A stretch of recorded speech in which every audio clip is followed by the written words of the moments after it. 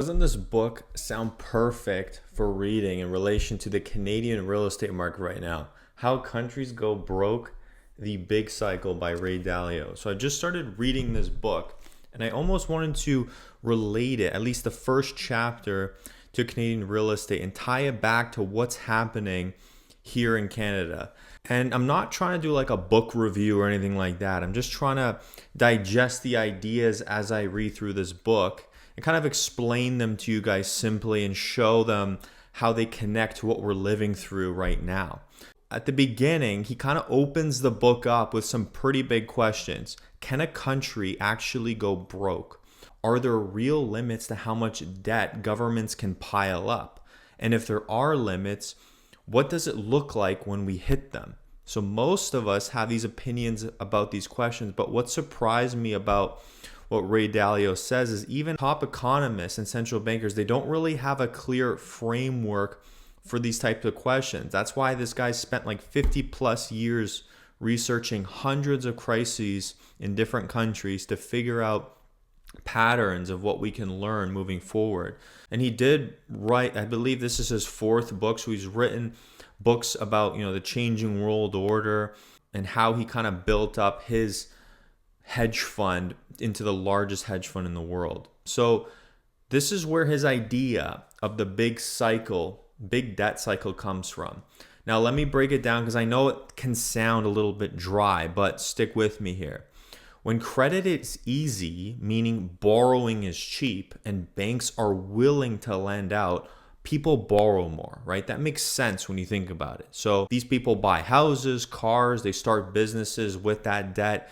Governments spend more money too, because one person's spending is another person's income. This creates a boom, right? Wages go up, asset prices go up, stocks, real estate. The economy feels great when this happens, but at the same time, every new loan is also a new debt.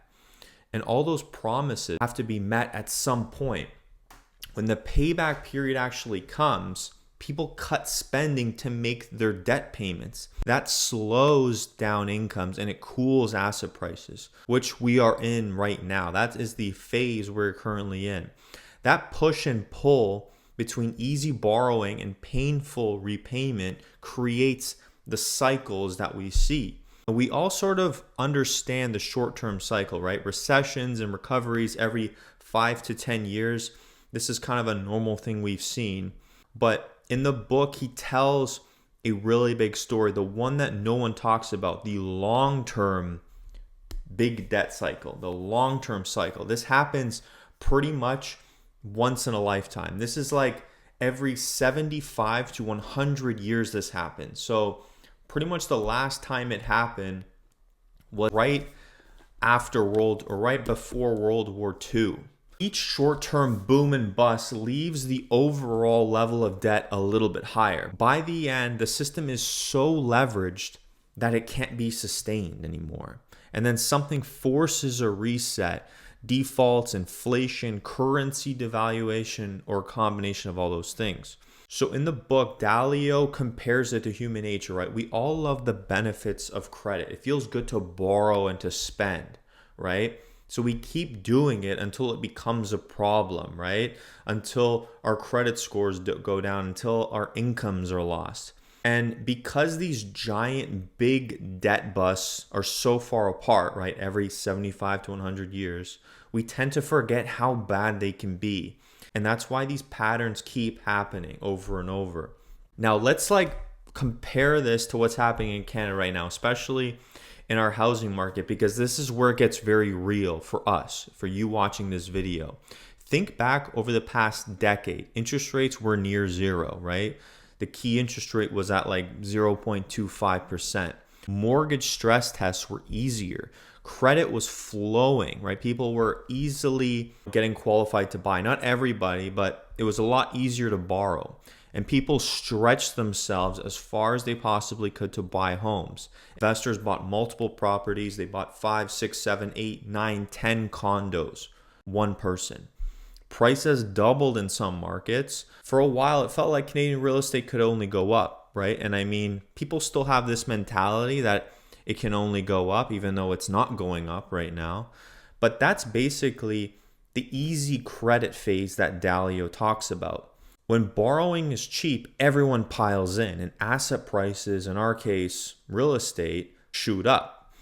But today we're seeing the other side, the flip side of what happens. The Canadian households now have the highest debt to income ratios in the entire world.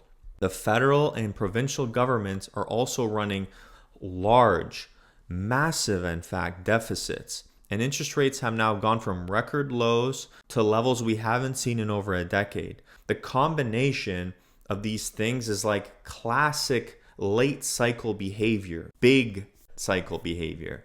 So let me give you a stat here for context. So as of 2024, the average Canadian household owed about $1.80 for every dollar of disposable income that they were bringing in. So almost double. In the early 90s, it was closer to 90 cents. That's what Dalio in this book means when he says each mini cycle leaves the overall debt load higher than before. And if we look at everything through his framework, it feels like Canada is somewhere between the bubble stage and the deleveraging phase, or the deleveraging stage. I think we have in fact now entered the deleveraging stage. Early on, borrowing is healthy and productive. Later on, debt loads get so big that they drag on the whole system. And in housing, you can already see the pressure from all the stuff that I usually talk about, right? Sales volumes are down. Listings are sitting longer. They're sitting for months longer. Affordability at crisis levels. Investors who assumed endless appreciation starting to question the math and getting worried about their negative cash flow units. Now, does this mean that we're going to see a full meltdown from this point onwards? Not necessarily, right? Because one of his points is that there are different ways that a cycle can resolve itself. So sometimes the governments and central banks, they manage what's called a beautiful deleveraging, where they restructure things and they print money in a balanced way to reduce debt burdens without hyperinflation or a deep, deep depression. Other times it's a lot messier. So the question is now, can they pull off this really hard task of not, printing so much money that we get hyperinflation, which happens in countries, and it's happened many times in history. And they also have to restructure the debt properly to make it happen.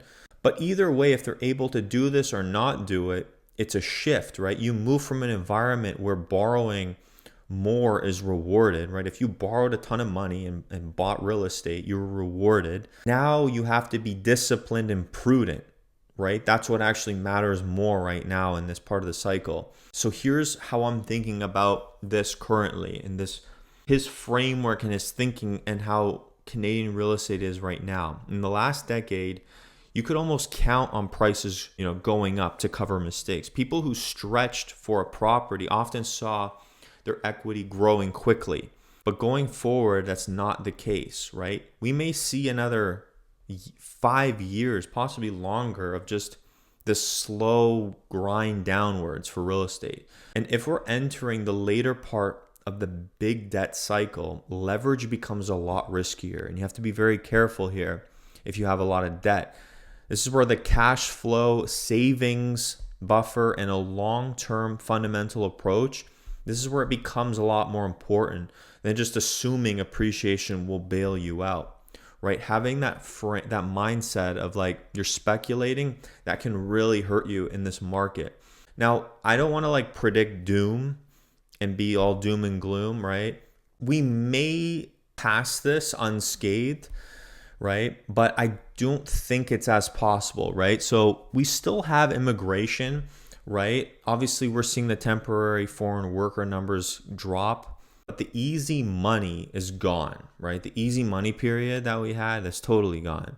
And that changes the whole risk reward of real estate. And so the main lesson that I'm kind of taking from chapter 1 of this book is you have to understand what part of the cycle you're in, right? Debt builds quietly for years, and then suddenly everyone realizes it's a problem. And if you're prepared, you can protect yourself and even find opportunities instead of getting just totally annihilated. So I want to hear from you guys. What do you think? Do you think Canada's housing market is at the late stage of the big debt cycle in Canada, right? Because the US could actually be going into this as well. And if things get really bad in the US with their debts, it'll only hurt us even more here.